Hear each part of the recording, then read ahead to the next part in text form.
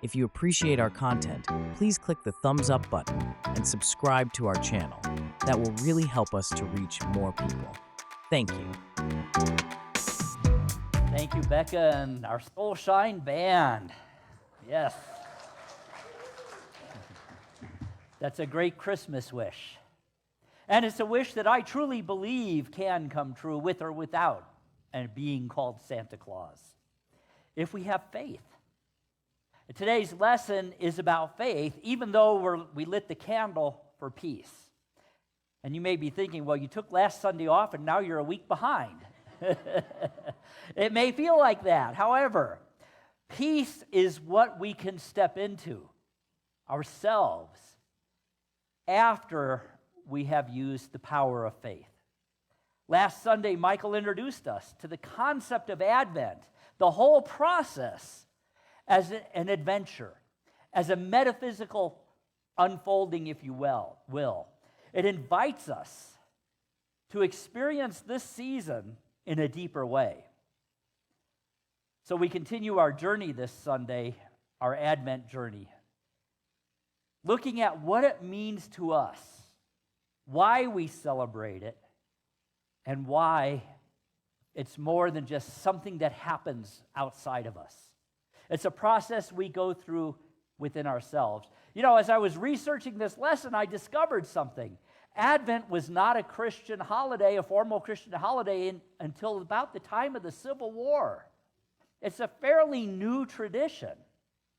And yet, in that 150 so years, it has become a profound time of expectation and preparation, not just symbolically for the birth of a child 2,000 years ago, but metaphysically and personally for the birth of our own indwelling Christ. Because that is truly what this whole allegory of a Christmas story is about. Most scholars agree it did not happen in December. It didn't happen the way it's described, but it's important nonetheless. And it has meaning nonetheless, because it represents and symbolizes an awakening to the Christ light in each of us. Advent, Christmas, all of that is truly a journey inward. It's an unfolding process that moves us from an awareness of a birth of a child 2,000 years ago to an awareness of an indwelling glow, an indwelling light, an indwelling spirit. And we begin that journey through the practice of faith. It moves through peace, the experience of joy, and finally the radiant expression of love. It is in that moment that the Christ energy becomes fully manifest on what we celebrate as Christmas Eve, just as a baby was born on some night thousands of years ago. So this candle that we lit last week for faith is also a candle that is lit for expectation. It represents the spiritual gift of awareness and expression of the indwelling Christ presence that moves us to personal awakening. So today we're going to take a deeper look on not only faith, but expectation, because the two go hand in hand and both are sacred. Some people look at Advent as a time of waiting for the birth of the Christ. And it is indeed a time of waiting, but it is not passive waiting. Instead of it is an active, faith-filled, hope-filled anticipation of something greater that is possible. It's an expectation of something greater. Just as in the same way that the prophets held the message of a Messiah in their hearts, we too are called to hold the light of expectation for the manifestation of our own highest good. And when I say our own, I mean our own personally and as a species. And expectation is important. Expectation is that spark that ignites the flame of faith. And that flame burns within us and guides us through darkness of doubt and fear into the light of possibility. You know, over the last couple weeks, I've watched, and I'm sure you've watched, and maybe you felt it, a lot of fear, a lot of worry about what's going to happen. And people say, well, you got to have faith that it's all going to work out. You got to have something more than faith. You have to have expectation. The word expect, outer vision. What do we see? What are possibilities are out there for us as individuals, for the world as a whole? Charles Fillmore wrote, faith is the perceiving power of the mind linked with the power to shape substance. That's important. We get so caught up in the idea of faith as being the perceiving power of mind, we forget that it is linked with the power to shape substance. And substance is potential. It's what can be. Faith and expectation are not just abstract concepts. They are active forces that do indeed shape the world around us. So guess what that means? That means that if you don't like what you're seeing around you, you have the ability to shape it. You have the ability to influence it. You have the ability to create something wonderful. And so when we light the candles as a symbol of our faith, we are affirming our trust in something unseen, our confidence in divine process, and most importantly, our readiness to cooperate with Spirit. Are you ready to cooperate with Spirit? That sounded kind of weak. Well, we're going to explore this a little deeper, and I'll ask you again towards the end of the lesson. So how do we cultivate the light of expectation within us? How do we ignite that flame of faith? And how do we really trust in the divine order that is unfolding all around us? I know we look out at the world and we still go, this is in divine order? Really, God? What are you thinking? But when we have that understanding of faith, we can expect that something good is coming out of it. How many of you watched the news today and saw the beauty of the restored Notre Dame Cathedral? It was amazing. If you haven't checked it out, check out, especially look at the before the fire pictures and the after. It took a fire to reveal the full glory of that place. The beauty, the light. It was gorgeous before, but it was covered with years and years of grime. And now it shines and is light and spacious. That's what faith does. Faith says that in the midst of the flames, there's something beautiful getting ready to be revealed. In the midst of whatever is going on in your life or around you, there is something beautiful waiting to be revealed. Just as 2,000 years ago, according to the stories, in the midst of a conquered nation, there was something beautiful waiting to be revealed, some truth, something that had been forgotten. So part of this is trusting that no matter what we are experiencing, something wonderful is waiting to be revealed. And so we wait with joyful anticipation. Oh, I know, there's times when we go, I don't feel very joyful about this. That's understandable, and we'll talk about that more in a minute.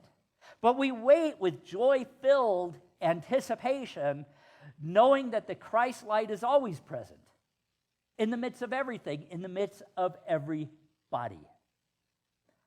So the role of expectation in spiritual growth is vital. We have to be in that consciousness, that hopeful expectation of something great and wonderful. So let's focus on this spiritual principle of expectation and its role in our journey of faith. When we light that candle, we're reminding us that there is a sacred power in believing in that which is yet unseen. Just as Mary believed in the angel's message of a miraculous birth, and just as Joseph trusted in the divine plan despite the uncertainty, we are invited to cultivate a similar faith, a similar expectant faith in our lives. It's an active principle. It's not simply hoping that something good will happen. It's a dynamic trust in the unseen reality of God's good unfolding in our lives.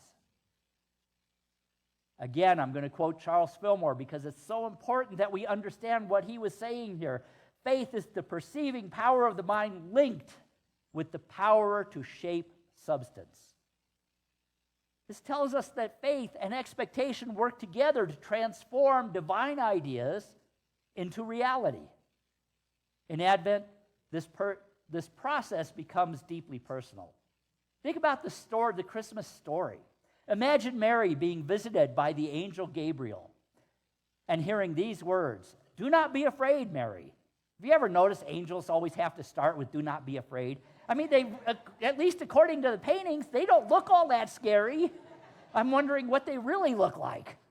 But they always had to start with, "Do not be afraid. Do not be afraid, Mary, for you have found favor with God. And you will conceive and give birth to a son," and nowadays it says, "and you are to call him Jesus." Originally it was Yeshua. But you are to call him Jesus. Imagine that. Here's this young girl, totally out of the blue. Guess what? You're going to have a kid. And Mary's response is a perfect example of expectation and faith in action.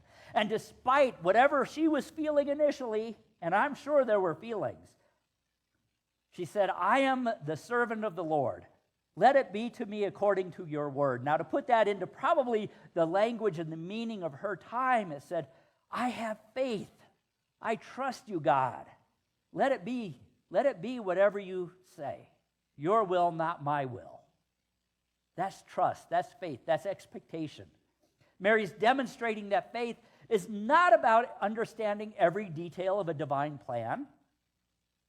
It is more about expecting that God's promise will be fulfilled, even when the path ahead is unclear. When we're moving through an experience, we can have the expectation that something marvelous is going to unfold. But we may be back here when, the building's burning down or whatever. And we don't know all the steps we're going to go through to get there. But we expect that we will arrive. Her expectant faith ignited a journey that would change the world. Now, it's important to understand that there is a difference between positive expectation and negative expectation. Mary could have said, "Oh my gosh, why is this happening to me? Woe is me. I'm unwed. I'm going to have a child." That doesn't go over so well in our culture. And Joseph could have said, "Oh my gosh, now what do I do? This just isn't going to, my peers are not going to like this." That's negative expectation. But they had positive expectation. You see, expectation always is at work in our lives. Always. Every minute of every day, whether you're consciously aware of it or not. And it can either reflect faith in the good or fear of the worst. In Unity, we say all the time, thoughts held in mind produce after their kind. What thoughts are we holding? What expectations are we holding? Positive expectation aligns us with the flow of good. It puts us in that flow. It's the fertile soil in which the seeds of faith can grow and bear fruit. Negative expectation, on the other hand, moves us out of the flow or even blocks the flow. And the light of faith then works as well, just in the opposite of what we want it to do. That kind of expectation dims the light of faith and creates barriers to our own spiritual growth. I'm reminded of the story of Jesus and the woman who was healed of the issue of blood. She had suffered for years with this illness, and yet her expectation of healing propelled her to reach out and touch Jesus' garment. And some of you may remember a couple years ago I did a series on this. She had even more faith than that. She had the faith that she would break through that crowd of men, because the women were not allowed on this to be in front when a parade came by. She had the faith that she would be able to push through that without getting killed for it and actually touch his hem. So it was more than just faith that he could heal her. It was faith that she could do what she needed to do to get to that expectation. It's a powerful lesson. Her faith and expectation were rewarded when Jesus said, "Daughter, your faith has healed you. Your faith has healed you." If you notice, every time he did a healing, he didn't say, "I healed you." He said, "Your faith has healed you. Now go in peace and be free from your suffering." Her story teaches us that expectation is an essential ingredient in faith. Without it, faith is dormant. With it, faith becomes a catalyst for transformation. And Advent offers us a unique opportunity to cultivate this light of expectation in our own lives. It reminds us that even in the midst of waiting, there's an active role we can play and must play. Expectation is not passive. It requires us to affirm our trust in divine order. We do that through prayer and meditation. We align ourselves with the truth that God's timing is perfect. Anybody ever said, "Oh, come on, God, hurry up"? God's timing is perfect. We visualize the good we desire. We have to have a vision, an expectation of what it is. When Notre Dame Cathedral burned, yes, there was that time of grief right afterwards. But then there were craftspeople and people with vision who had an expectation of what could be restored and what could be revealed. There were treasures untold that were revealed because of that fire. And they had that vision. They didn't know everything they would have to go through to get to the end. But they visualized the good. Just as Mary envisioned the birth of her child, we too then can hold a vision of what we want to have expressed in our lives. We can prepare our hearts and minds, not just for an external celebration of Christmas, but for an internal realization of the Christ within us. So that faith candle, this power of faith that we talk about, is vital. It represents the light of expectation that guides us through the unknown, just as it guided the wise men on their journey to Bethlehem, just as it guided Mary and Joseph to do what they had to do to bring this child into the world and raise it. Faith is also a creative force.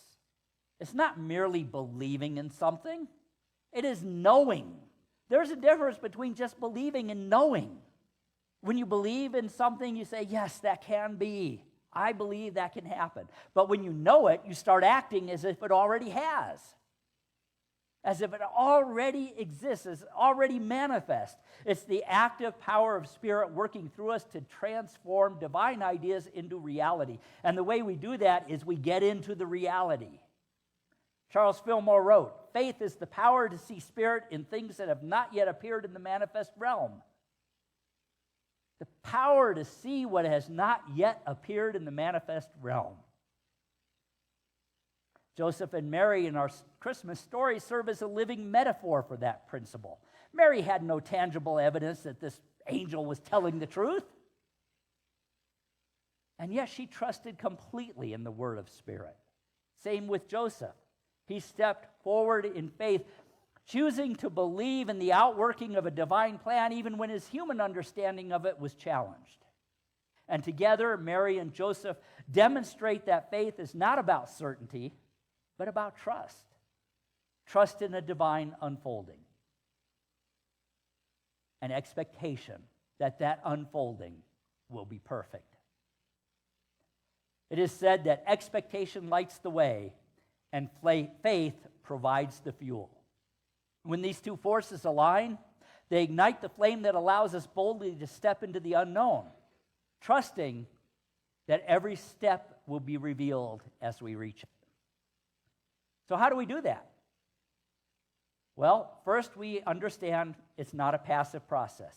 It's an intentional process that involves our thoughts, our emotions, and our actions.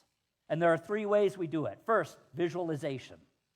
Visualization is the tool that we use to strengthen our faith. We get a picture of what it is that we expect. We make it real in our minds because there is no difference between what is real in your mind and what is real out here. We create our reality, and we can create it even before it has manifest. When we visualize the good we desire, we create a mental image that aligns with Spirit's image for what is. Just as the wise men followed the star to Bethlehem, we can follow the inner light of expectation toward our desired outcomes. Another tool we use is affirmation. Words have creative power. When we speak affirmations of faith, we are aligning our thoughts and our emotions with the truth of Spirit. We've talked about this before. Affirmative statements are a high vibration statement. They put us in alignment with the vibratory creative energy that the universe is. And as we repeat those affirmations in our daily practice, we strengthen our trust in the power of Spirit working through us. We strengthen our trust in the vibration of the universe. Give you some example. Faith lights my way. I trust in the good that is unfolding in my life now. Hear that difference? It's not the faith that in a good that is unfolding in my life next Tuesday, or after Christmas, or after the first of the year. No, now, in this moment. We back that up with another tool, meditation and prayer. Meditation and prayer allow us to connect to the divine presence within them. It is in the stillness that we can release doubts and fears and replace them with a deep sense of trust in God's goodness. Prayer is the act of turning focus towards Spirit. Myrtle Fillmore said this: prayer is the most highly accelerated mind action known. The most highly accelerated mind action known. So when we are praying in faith, we align our minds and hearts with the infinite power of Spirit, allowing divine ideas to flow from Spirit into our consciousness. You know, as we reflect on the Nativity, we see faith woven into every element of the story. The shepherds left their flocks to follow the angel's announcement. The wise men journeyed across great distances, trusting in the guidance of a star. Even the innkeeper, although he couldn't find a room, made space in his stable, creating a sanctuary for the Christ child. In each case, faith was the key that unlocked the fulfillment of a divine promise. And it's the same for us. When we ignite the flame of faith, we create space for Spirit to work through us, bringing forth gifts then of peace, of love, of joy, not just for us, but for the world. Because as we get into that consciousness, we empower those around us to get into that consciousness. Now, we will be faced with doubts and challenges. Oh, you didn't want to hear that, did you? I don't care how much faith and expectation you have, we will be faced with challenges and doubts and fears. Yuck. Life's challenges, though, serve a purpose. All of those serve a purpose. They strengthen our faith. They give us the opportunity to practice, the opportunity to really step into what we believe, to really say, okay, I don't know what to do with this situation, but God does. And I'm going to trust and have faith that I will be guided each step of the way as I need to be by God. Doubt's a natural part of all of our spiritual journeys. As I said, though, it's what deepens our faith. We are given the opportunity to affirm our trust in God. You know, unity teaches us that faith is not belief without proof, but trust without reservation. Hear that? It's not a belief without proof. It is a trust without reservation. Think about Joseph when he learned about Mary's pregnancy. His initial reaction was one of fear, one of uncertainty. And yet, through divine guidance, he moved from doubt to trust and became a vital part in that unfolding story. So when doubt arises, what do we do then? Well, we use our spiritual tools. We use prayer and affirmation. Affirmations like, God's will for me is good. That's a powerful affirmation. I trust in the divine process. I trust. That moves us from a focus on fear to a focus on expectation. We have community to support one another. We've talked about that several times in the last couple weeks. But one of the ones that I haven't mentioned yet is remember past miracles. How many of you have had miracles in the past? Oh, they may have been small, and you may think, oh, that wasn't a miracle, but it was. Reflect on the times that faith carried you through challenges. You didn't know what was going to happen. You didn't know how you were going to get through, but you had the faith that you would.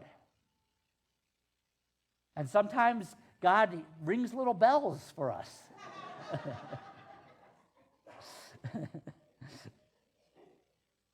Faith is a steady light. It doesn't mean we will never face challenges, but it does mean we can face them with the assurance that Spirit is with us every step of the way. Like the Advent candle of faith, our trust in God can remain steady and unwavering, and nothing can blow it out, especially when we are living in the light of expectation. When we're in that light, we become a beacon for others. As that Christ light shines within us, it radiates outward, touching the lives of those around us. So what does it mean then to live in the light of expectation? It means our thoughts are aligned, our words are aligned, our actions are aligned with the truth of Spirit.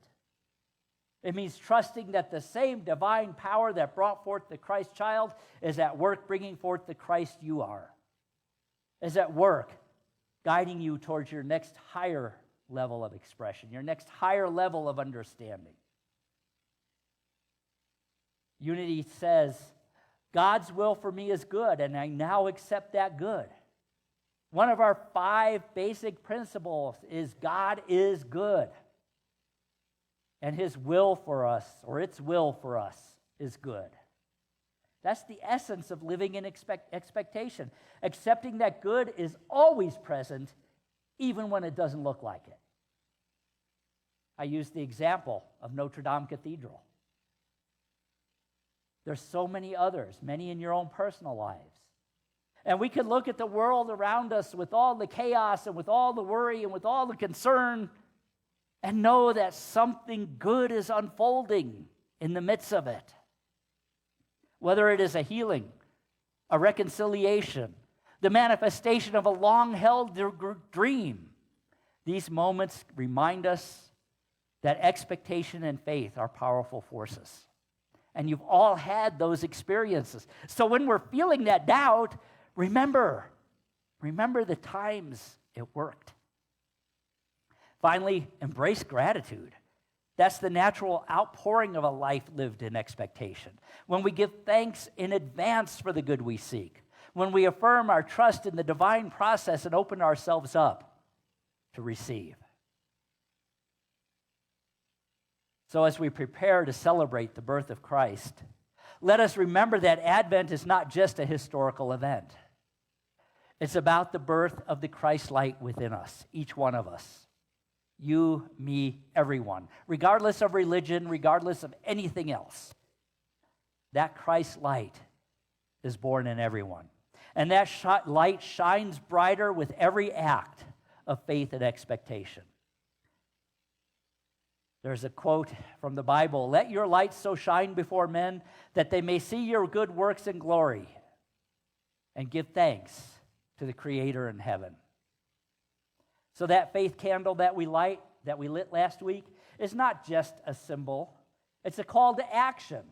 It reminds us to hold the light of expectation for ourselves and for others, to trust in the good that is always unfolding, and to become co-creators with Spirit in bringing forth a world of peace, of love, and of joy.